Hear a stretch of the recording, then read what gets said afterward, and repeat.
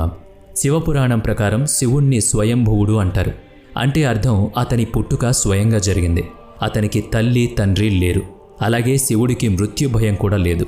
అంటే మరణం లేనివాడు.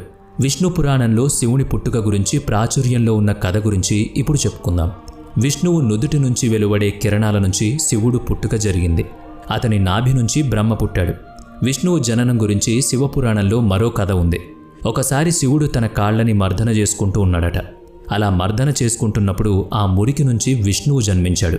అదే నిజమైతే విష్ణు పురాణం శివపురాణం వేరువేరుగా ఉన్నట్టే శివుడి జననం గురించి కూడా మరో కథ ప్రాచుర్యంలో ఉంది. బ్రహ్మ విష్ణువు మధ్య ఒకరోజు చర్చ జరుగుతోంది. ఆ సమయంలో మండుతున్న ఒక అగ్నిగోళంలాగా మహాదేవుడు వాళ్ల మధ్యకొచ్చాడు.